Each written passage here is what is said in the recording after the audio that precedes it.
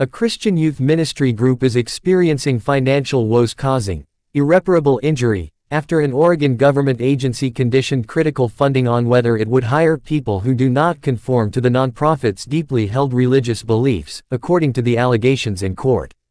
Subscribe my channel for update news. The Oregon-based Christian ministry group 715 Ministries is currently grappling with a large deficit in its annual budget after the state's education department allegedly stripped its funding due to its religious character, the lawsuit, originally filed by the Alliance Defending Freedom in March, alleged. The case wrapped up oral arguments last week and is awaiting a decision from a judge in the case. It felt very much like a punch in the gut, Bud Amundson, the executive director of the Christian youth mentoring nonprofit, told Fox News Digital. "We were actually kind of one of their favorite programs," he added. 715 Ministries serves at-risk youth of all faiths and backgrounds, including those who are incarcerated and expectant and parenting teens. It had been granted funds for 6 years before it was abruptly denied over a statement of faith expected of its staff. The ministry required all board members, employees, and volunteers to be authentic followers of Christ. The ADF argued that as a religious organization, it has the legally protected right to prefer members of its own faith as employees and volunteers. The ADF based it on Supreme Court rulings, including one which said the government cannot interfere with a religious organization's selection of those who will personify its beliefs. "When we were awarded the funding, we were happy to continue on with the partnership. And then to have it pulled and to have it pulled for that reason, I was like, how in the world could that happen?"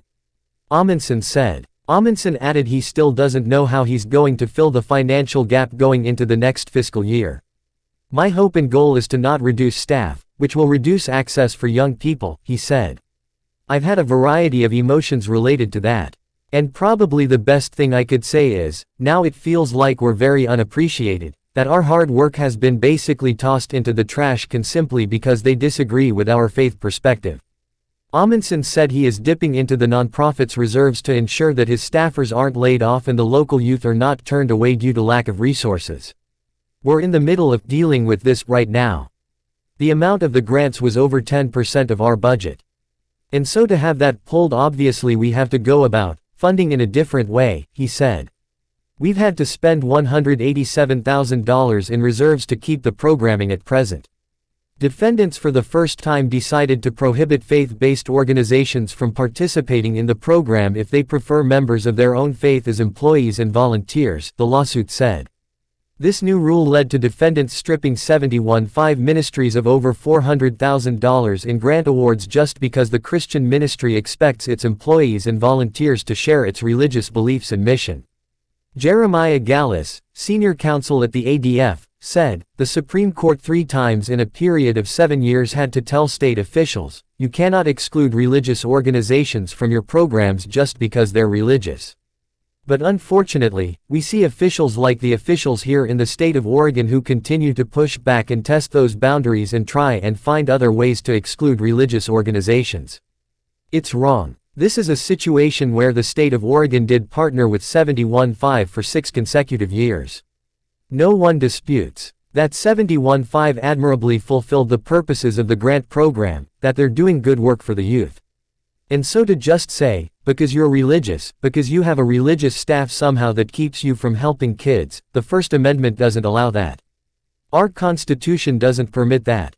At the end of the day, this isn't just a violation of 715 constitutional rights, which is bad enough, but it's actually hurting youth in Southern Oregon who are not able to access these services.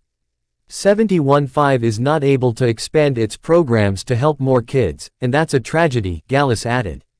"We at ADF want to make sure that 715 is not excluded from any future grant programs and that no other religious organization suffers the same religious discrimination and 715 has." Oregon's Department of Education was contacted for comment and said, the agency does not comment on pending legal cases. Thanks for watching my video.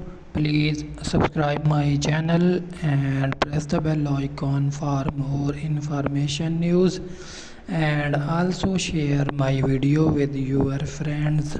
Thank you.